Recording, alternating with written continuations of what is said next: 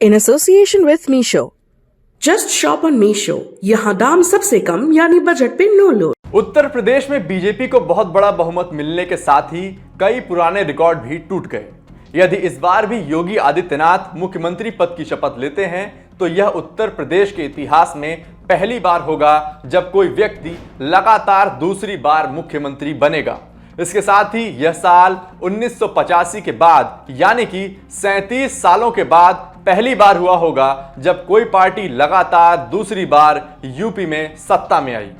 India today आज तक से जुड़े मंजीत नेगी की रिपोर्ट के मुताबिक इससे पहले 37 साल पहले कांग्रेस ने लगातार दूसरी बार सरकार बनाई थी। अब योगी आदित्यनाथ के नेतृत्व में बीजेपी ने यह कारनामा किया है।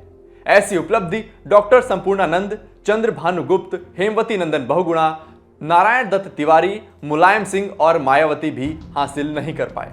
यूपी के राजनीतिक इतिहास के अनुसार प्रदेश में 1951-52 के बाद से अब तक डॉक्टर संपूर्णानंद, चंद्रभानु गुप्त, हेमवती नंदन बहुगुणा और नारायण दत्त तिवारी, मुलायम सिंह यादव और मायावती दो बार मुख्यमंत्री बने, लेकिन इन्हें यह मौका दो अलग अलग विधानसभाओं के लिए मिला।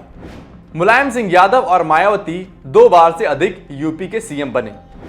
इस यूपी चुनाव में एक और रिकॉर्ड टूट रहा है। यदि योगी आदित्यनाथ मुख्यमंत्री बनते हैं तो पिछले 15 सालों में पहली बार होगा जब एक विधानसभा सदस्य राज्य का मुख्यमंत्री बनेगा। यह पहला मौका है जब योगी आदित्यनाथ और अखिलेश यादव ने विधानसभा चुनाव लड़ा है। इससे पहले योगी आदित्यनाथ विधान परिषद के सदस्य थे और एमएलसी होते हुए वे मुख्यमंत्री पद संभाल रहे थे। उनसे पहले सीएम रहे अखिलेश यादव और मायावती भी विधायक नहीं बन पाए थे और एमएलसी रहते हुए मुख्यमंत्री बनाए गए थे। साल 2017 में जब योगी आदित्यनाथ मुख्यमंत्री बने तो वह उस समय 5 बार के लोकसभा सांसद थे। इसके बाद उन्हें एमएलसी के लिए चुना गया और इस तरह वे राज्य के ऐसे चौथे मुख्यमंत्री बने थे जो कि एमएलसी थे। राज्य में भाजपा के राम प्रकाश गुप्ता ऐसे पहले मुख्यमंत्री थे जो साल 1999 में एमएलसी बनकर इस पद पर काबिज हुए थे।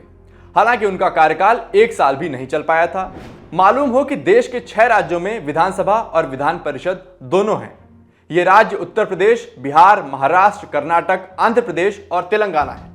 विवादित फैसले तब भी स्वीकार्य था।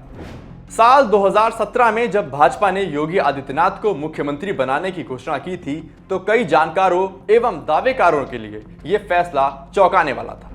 योगी आदित्यनाथ ने अपने कार्यकाल में कई ऐसे फैसले लिए जिनको लेकर काफी विवाद हुआ।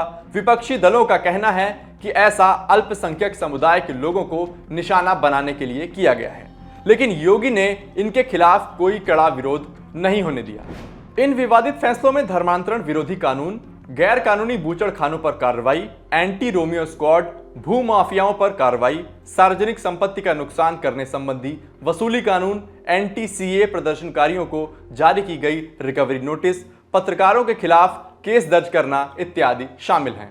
खास बात यह है कि इन फैसलों को योगी सरकार ने अपने पक्ष में भुनाया है। उन्होंने इसे राज्य को गुड गवर्नेंस की दिशा में ले जाने वाला कदम बताया। योगी आदित्यनाथ ने कहा था कि इससे राज्य की कानून व्यवस्था में सुधार हुआ है। वहीं विपक्ष का कहना है कि सरकार ठोको और बुलडोजर नीति पर काम कर रही थी, जिसके तहत विशेष श्रेणी के लोगों को निशाना बनाया जा रहा है।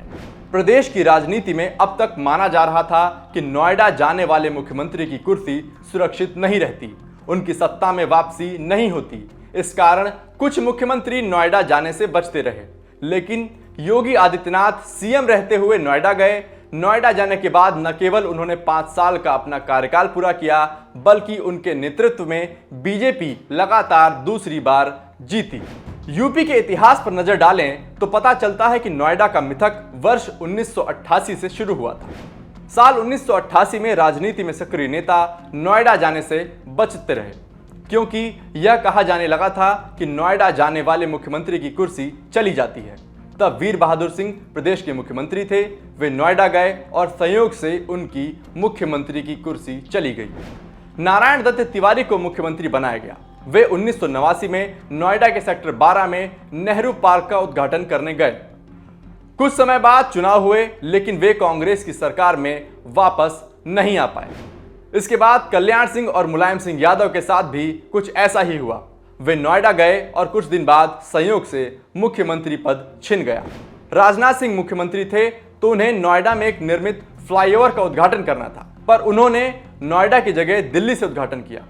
अखिलेश यादव ने भी 5 साल मुख्यमंत्री रहते हुए नोएडा जाने से परहेज किया। आपके लिए खबर लिखी थी हमारे साथी धीरज ने, कैमरे के पीछे हैं जतिन, मैं हूं सौरभ। देखते रहिए दी ललन टॉप।